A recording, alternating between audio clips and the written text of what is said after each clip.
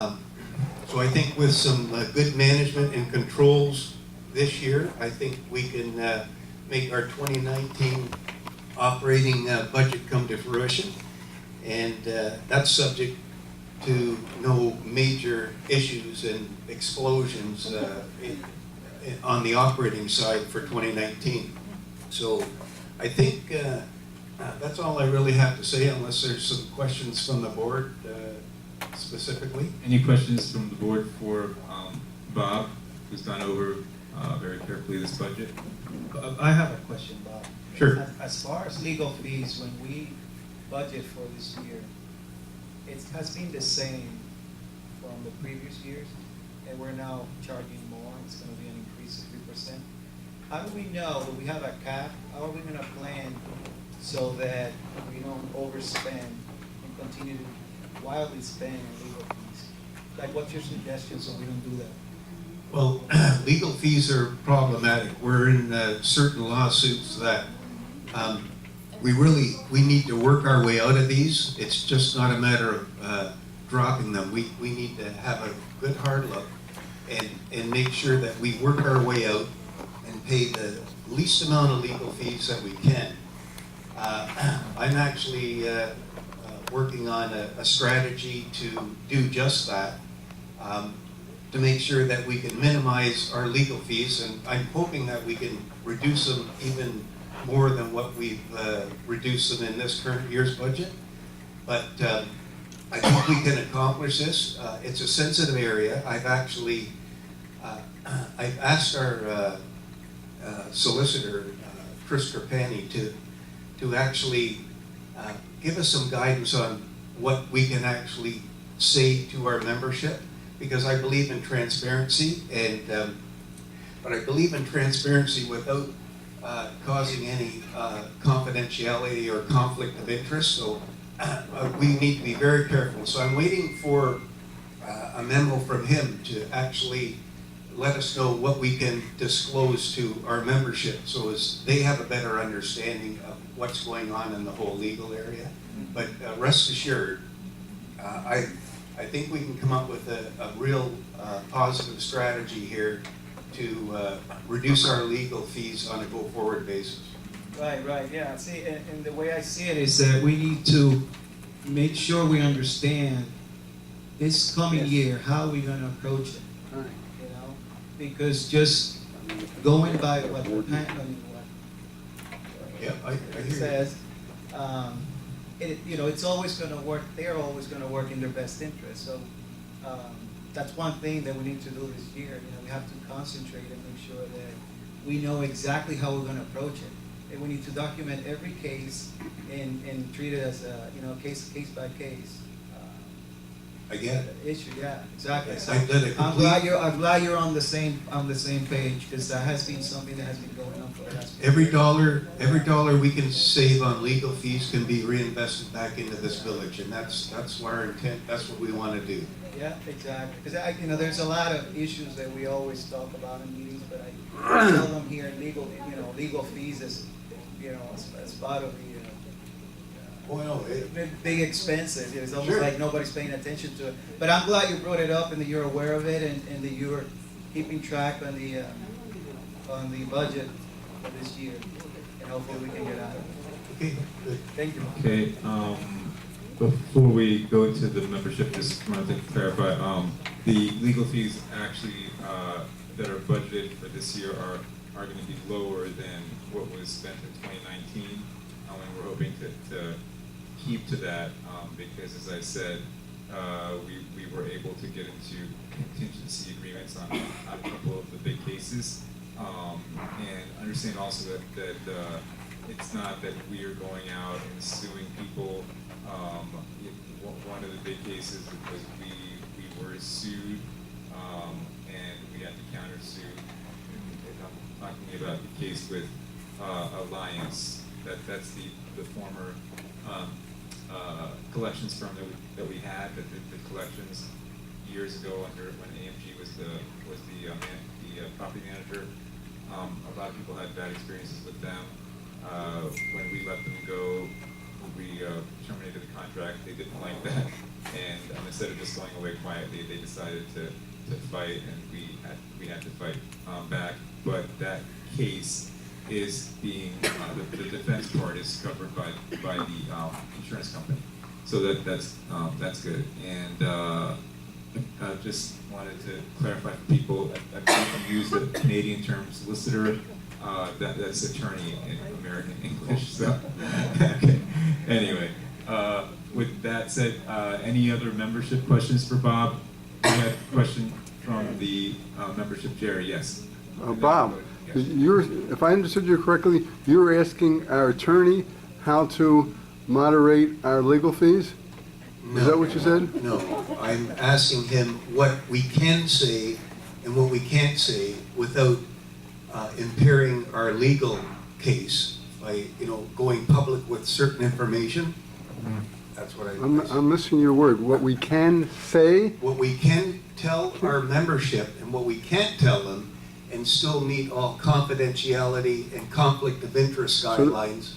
Okay, so that's additional charges. You're asking him to tell you what we can say and what we can't say. I understood you and I misunderstood. That's why, Yeah. obviously, I thought you were asking him how you can moderate your legal fees. No. You're asking him No, we're additional gonna questions. moderate the legal fees because he's got no interest in moderating. No, no, that's what I didn't understand.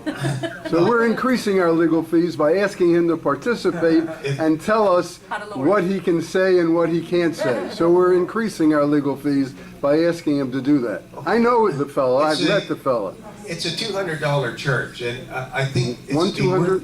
it'll be worthwhile to find that out. Sorry I brought it up. Okay. Question from Harriet Handler.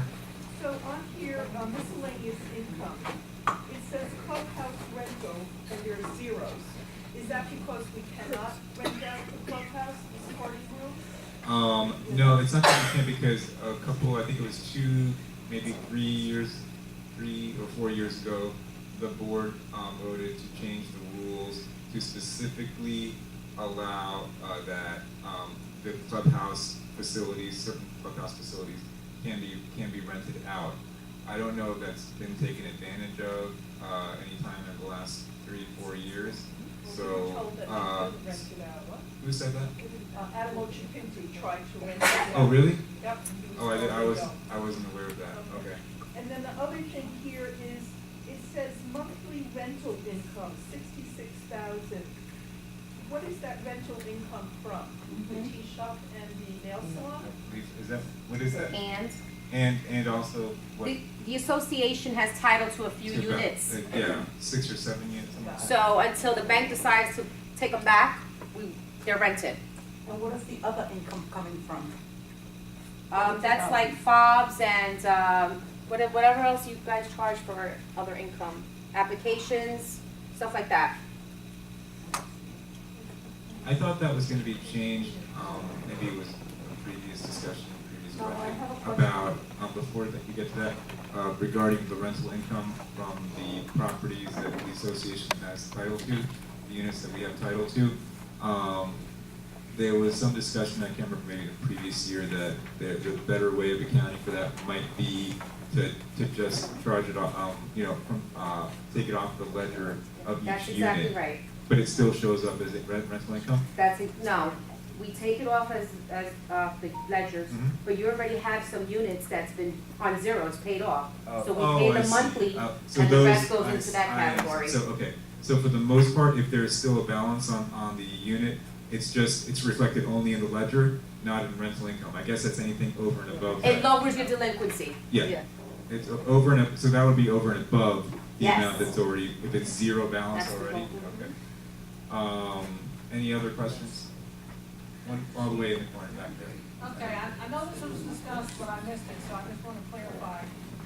The maintenance fees go up to 3% in February, is that correct? Or is it the higher number? So on that chart, it's the smaller of the three?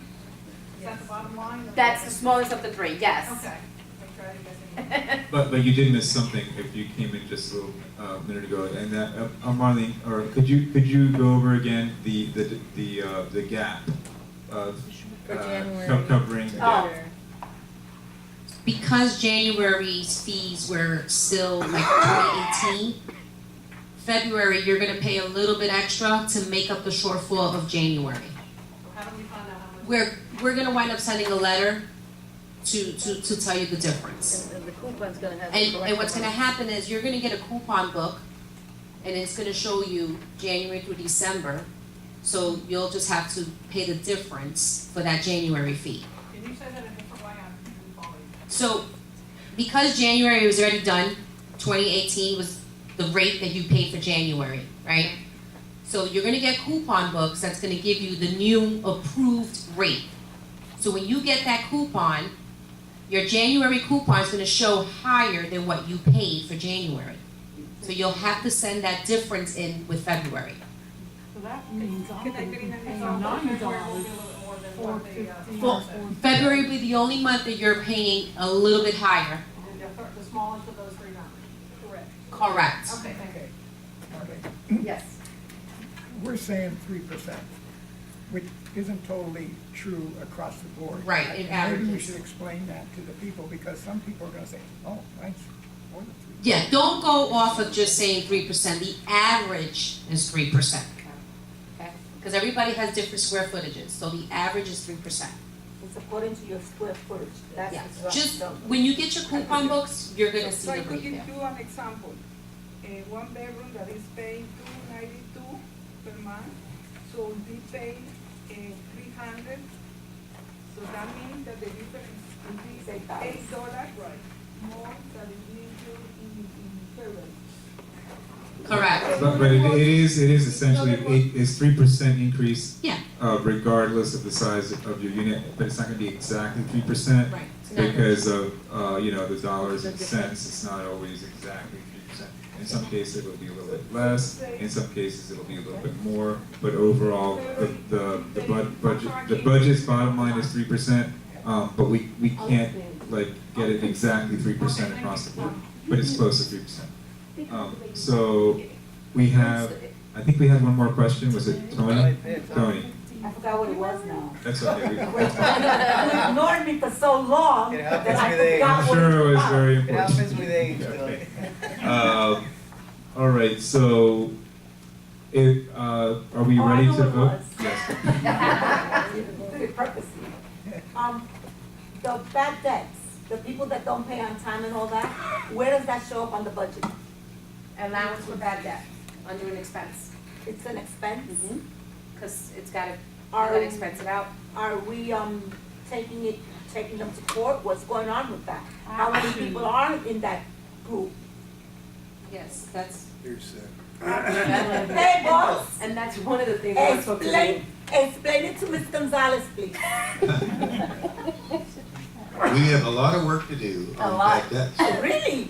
We've got about 60 in foreclosure, bankruptcy, and in collections. Okay. And we have more that are like 30 days, 60 days, they haven't hit that part yet. So in the meantime, we're monitoring the ones that are in collection, in foreclosure or bankruptcy. In bankruptcy, you can't do anything.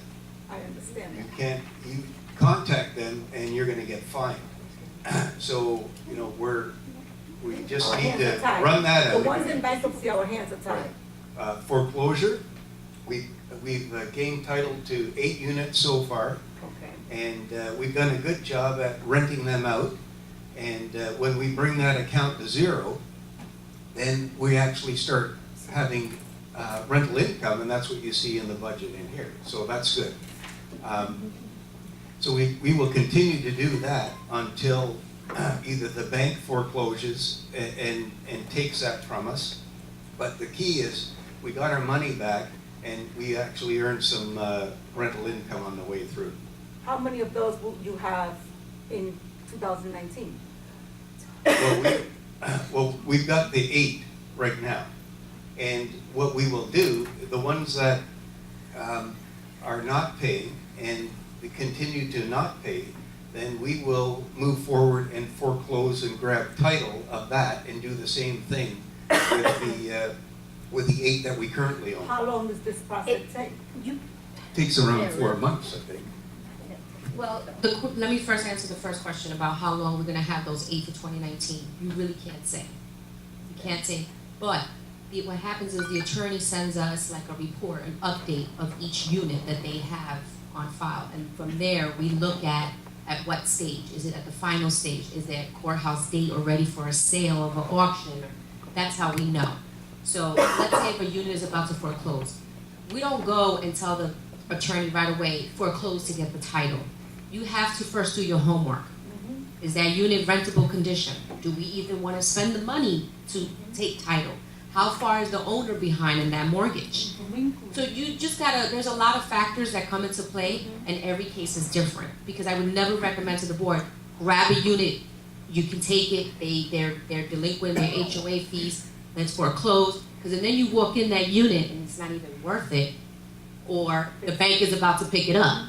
You know what I mean? So you just gotta really do it case by case and just do research and homework before you make decisions. Before you make decisions, Mhm. okay.